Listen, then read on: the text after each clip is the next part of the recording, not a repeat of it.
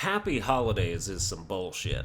Give holiday greetings according to what you believe. If you celebrate Christmas, say Merry Christmas. You celebrate Hanukkah, say Happy Hanukkah. Or say Merry Hanukkah if you want to make people stop what they're doing for a second. British people say Happy Christmas, or at least Hermione does in the first Harry Potter, and that's a thumbs down from me. Merry Christmas, bitch. I mean, obviously be timely about it. If it's May 5th and someone's like, Happy Cinco de Mayo, you should not respond with, excuse me, it's pronounced Merry Christmas.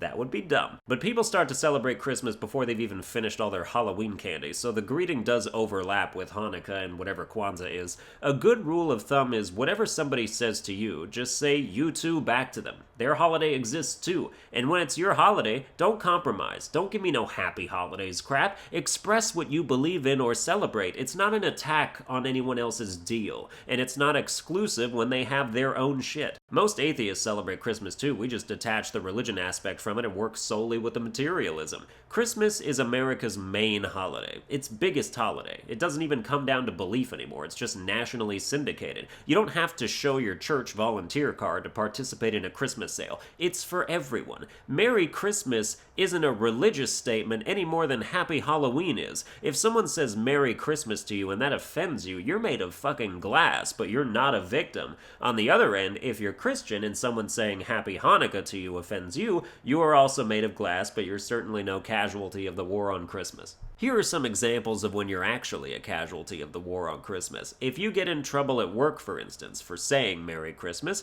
or for dressing up in Christmas attire, or if you can't throw an office Christmas party because it has to be a non-denominational holiday party. If any of those things are hampered specifically due to their exclusive nature, you have a right to be upset and complain. And to anyone who feels excluded by Christmas-related things, unless someone outright tells you you're not invited, you're the one excluding yourself. How reality makes you feel is not what reality is. A lot of the time it's in your own head. I've felt excluded from things before. When I was a kid, if there was a group of other kids playing something I wasn't a part of, I felt excluded from that. Now, did I ever actually ask if I could play or attempt to join the group naturally? Of course not. I assumed they wouldn't take me, and I let my self-victimization become the glasses through which I chose to see the world. If nobody invites you to something, there's a pretty good chance they either thought you wouldn't be interested or it never occurred to them to begin with, in which case sometimes if you want to be included, it's best to just show up and see if nobody objects. Do these people actively dislike you, or are they just indifferent? This mostly applies to get-togethers that aren't exclusive by necessity. You probably don't need to crash someone's wedding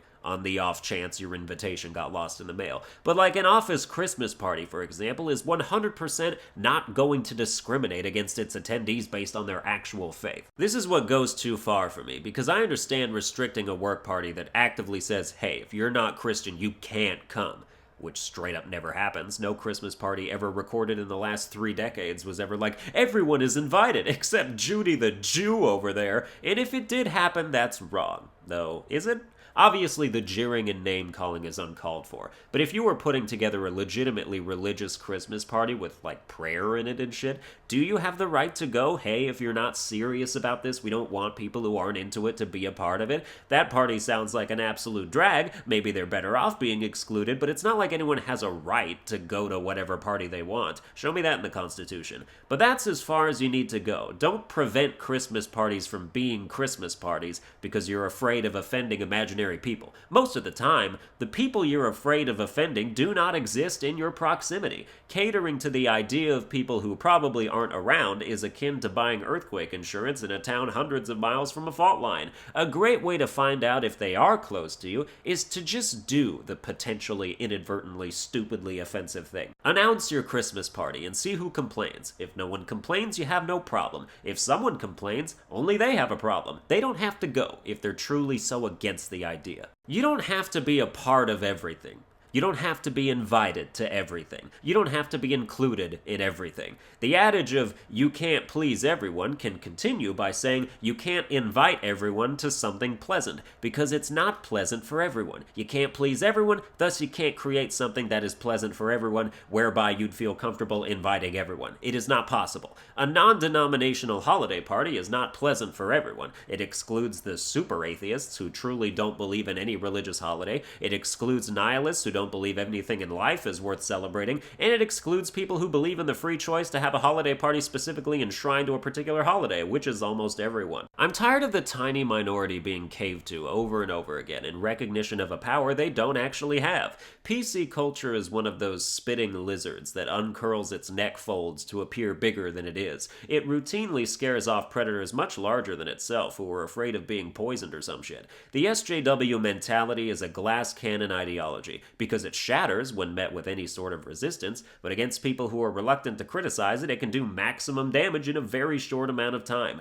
You cannot pull your punches. Having a glass jaw isn't much of a disadvantage when your opponent refuses to fucking hit you. And again, some people are quick to dismiss that these kinds of people even exist, or that there are more than two of them, or that, well, because I'm reasonable and I believe things this way, everyone in my camp is also reasonable with no variability, which is just plain not true. As far as how many of them there are, they're a tiny minority, but they're not microscopic. They can be seen with the naked eye. They take up space, they have mass, and they dye their hair weird colors. Yes, that's a stereotype. Let's explore it. Why do people dye their hair? Any color. Well, there's a number of reasons. It could be to improve their visual appearance if they genuinely think they'd look better with different colored hair. That's usually the case when you dye your hair natural colors like blonde or brown. It could also be to escape a previous version of themselves, as a new hair color can signify a new you. People who dye their hair unnatural colors, that is, colors nobody is born with, can have multiple reasons too, though they're usually not good. One that's fine is for cosplay, or to mimic an anime character you like, because we all know anime characters have the best hair in the fucking game and it's no contest.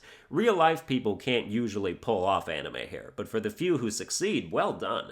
People commonly dye their hair wacky colors as a form of rebellion, either against their parents or society itself. You should know that if this is you, your outlook is incorrect. Firstly, society doesn't care what color your hair is unless it's deciding whether you're fit to hold down a job, so by openly middle-fingering society, most of what you accomplish is just pigeonholing yourself into the lower rungs of it. By condemning society's natural inequality and living in open rebellion against it, you have created a self-fulfilling prophecy where you will only ever experience what the bottom of the hierarchy looks like, further solidifying the point of view that trapped you there and creating a feedback loop of contemptible suffering. Which ain't great. People also dye their hair to reflect their emotions. Chances are if your hair is blue, so are you. Maybe they already feel like outcasts and want to embody that. Maybe they feel hopelessly normal and want a way to express themselves differently. But the overarching consensus that ties everything together is that if you see dyed hair at a protest, you're not dealing with the best humanity has to offer. But that's just what happens when nobody is proud of you, I guess.